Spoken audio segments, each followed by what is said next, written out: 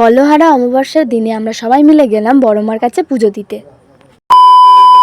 Hello guys, আমরা সকাল সকাল ঘুম থেকে উঠে রেডি হয়ে বেরিয়ে পড়েছি। সকাল সকাল বলা ভুল, আমরা উঠেছি ভোরবেলা, কিন্তু আমাদের রেডি হতে গিয়ে অনেকটাই লেট হয়ে গেছে। তো আমরা বালিগঞ্জ থেকে ট্রেন ধরে চলে আসি শিয়ালদা থেকে আমরা আর নৈহাটি লোকালটা পাইনি, কারণ আমরা এতটাই লেট করে ফেলেছি।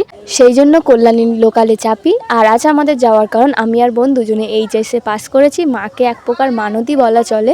আমি আর বোন মানত করেছিলাম যে আমরা যদি পাস করি তাহলে হচ্ছে কি বড়মার কাছে পুজো দিতে যাবো। তো সেই জন্যই যাই। যে আমার ভাইয়ের কাণ্ড দেখো, আমার মা ওকে ট্রেনের মধ্যে লেবু কিনে দিয়েছে, আর ও হচ্ছে কি 2 হাতে খাচ্ছে আর প্লাস্টিকটাকে পায়ের মধ্যে ধরে রেখেছে। আর আমি বললাম যে দেখি প্লাস্টিকটা, দিতেই ও পড়ে গেছে পা দেখতে গিয়ে।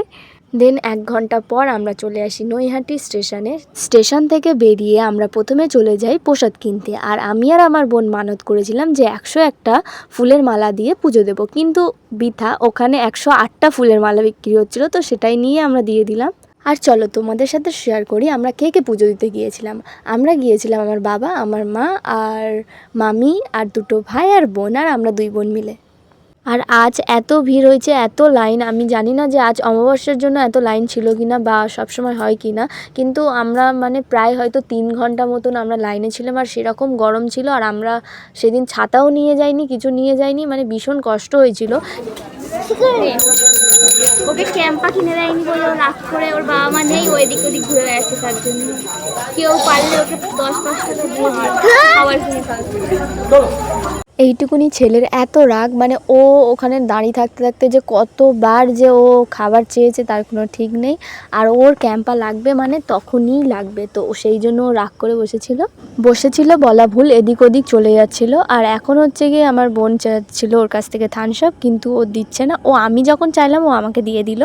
এত গরমে আর এতক্ষণ লাইনে দাঁড়িয়ে বলতে গেলে আমাদের অবস্থা প্রায় খারাপই।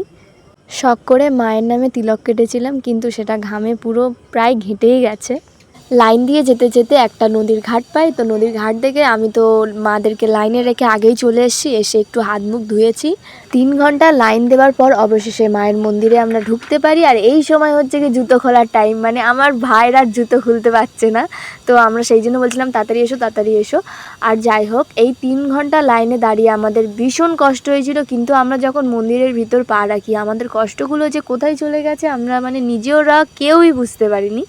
আর মন্দিরে পা রাখার সাথে সাথে আমার মার অবস্থা মানে প্রায় কেঁদে ফেলবে এরকম।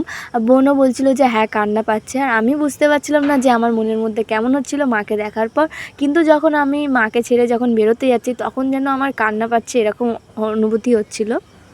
পুজো দিয়ে বেরিয়ে আমরা সোজা চলে যাই একটা ভেজ হোটেলে, কারণ আমরা যেহেতু উপোস করেছিলাম আমাদের খুব খিদে পেয়েছিল। আর এখানে আমি আর আমার বোন খাচ্ছিলাম আলুর বিরিয়ানি। আর ভিডিওটা তোমাদের কেমন লাগলো অবশ্যই জানিও, আর তোমরা একটু আমাদের পাশে থেকো, অবশ্যই চ্যানেলটা সাবস্ক্রাইব করে নিও। Bye bye.